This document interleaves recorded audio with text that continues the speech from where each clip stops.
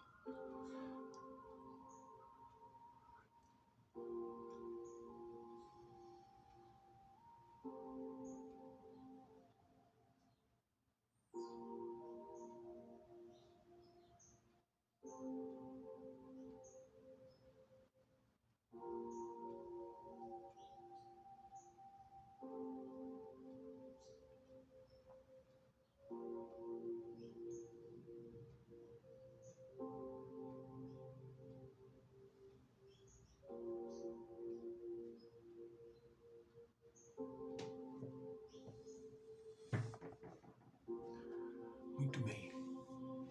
Vamos então ver o que Joana nos traz a respeito de o pensamento. Ela inicia a sua mensagem assim dizendo: os psicólogos organicistas estabeleceram categóricos que o pensamento é a exteriorização do cérebro, já que não existe função sem órgão. Toda e qualquer manifestação funcional procede, segundo eles, de órgãos que a elaboram. Nós não vamos questionar, né? Toda manifestação funcional, ela traz atrás de si um órgão que a produz. Compreendendo e respeitando a conceituação, anuímos com o conteúdo, não porém com a forma de que se reveste a tese. O conteúdo, sim, não está errado. Toda e qualquer manifestação funcional, ela está precedida por algum órgão que elaborou-as, né? Certamente, segundo Joana, há órgãos geradores de fenômenos que se apresentam na esfera física, embora não necessariamente materiais. Olha que interessante. Certamente há órgãos geradores de fenômenos que se apresentam na esfera física, embora não necessariamente materiais. Ao contrário do que os psicólogos organicistas disseram, entende? Eles diziam que qualquer manifestação funcional procede, segundo eles, de órgãos que a elaboram. Já Joana nos diz assim: certamente, há órgãos geradores de fenômenos que se apresentam na esfera física, embora não necessariamente materiais. Não necessariamente materiais. Olha que coisa linda. Aqui ela já está abrindo a compreensão da psicologia da quarta força, ou seja, psicologia transpessoal. Continua. Considerando as ondas de vária constituição, elétrica, magnética, curta, ultra curta, larga estreita e etc., conduzindo mensagens de diferentes teores incontáveis, porque captadas e utilizadas para as comunicações, observamos que ocorrência semelhante se dá com os raios X, que passaram das aplicações mais simples e graças às ondas curtas, a ultrassonografia, as tomografias, as complexas técnicas de diagnósticos pelo poder de penetração dos mesmos nas intimidades do organismo, desvelando as intrincadas malhas da organização microscópica da aparelhagem física, estabelecendo os parâmetros da saúde e da doença, que podem ser computados e os seus paradigmas fixados a benefício geral. Joana está falando aqui de forma similar ao que Emmanuel nos trata no livro Pensamento e Vida. De formas diferentes, nós vamos encontrar Emmanuel tratando a mesmíssima coisa, das ondas hertzianas, das ondas do rádio.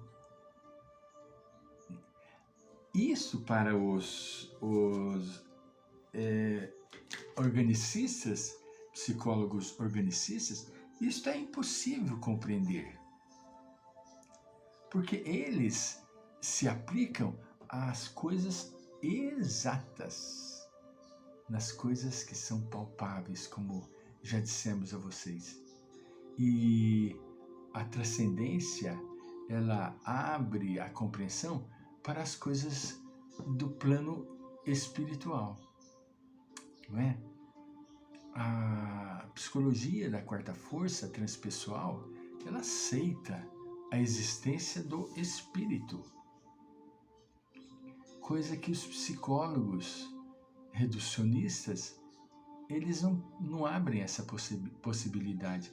E fica muito estreito o diagnóstico para os problemas da criatura, que nada mais é do que um espírito eterno encarnado, manifestando as necessidades de atenção e de terapia mais aprofundada. Hoje em dia, nos recursos terapêuticos holísticos, nós vamos encontrar trabalhos magníficos a benefício do ser humano, libertando-o do quê? Da canga de existências passadas.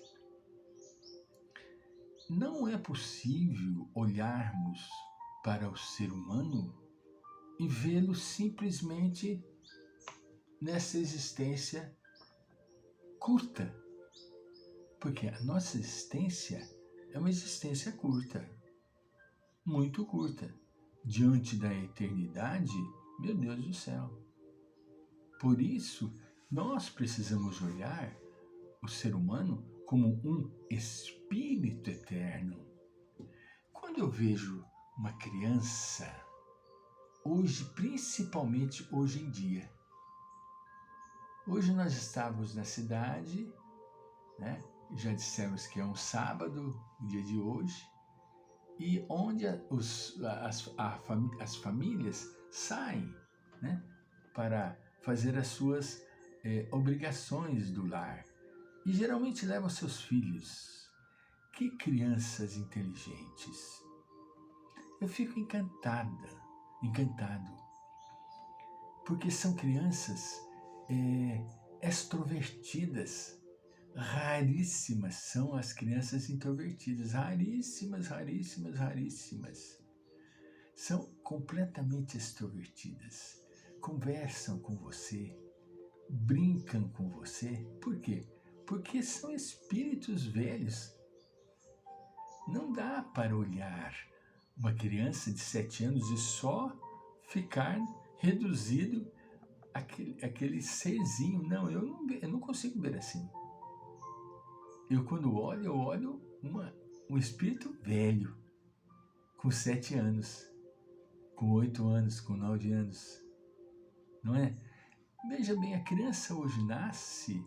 Na minha época, os meus filhos, os nossos filhos, que usavam fralda da empresa Kramer, não é? Vinha aquelas caixinhas de fralda, que o varal ficava cheio de fralda, não existia. Poderia existir, eu não lembro, mas era cara e nós não tínhamos condição. E essa fralda daria para usar inúmeras vezes, lavava e ficava o varal cheio, e parecia as bandeirinhas no Oriente, lá no Tibete, entende? Onde os orientais escrevem as sutras e coloca aquela fila de bandeirinha de todas as cores. Assim eram os nossos varais. Entende? Hoje não tem. Além da fralda de pano, tinha o tal chamado coeiro, não é? Que enrolava a criança, que a criança ficava... Parece que ia ser embalsamada, meu Deus do céu. Hoje não. As crianças têm a fraldinha descartável e é aquela coisa leve e rapidamente já está se movimentando, se mexendo. As coisas mudaram rapidamente e nós precisamos estar preparados para esta mudança. Voltaremos.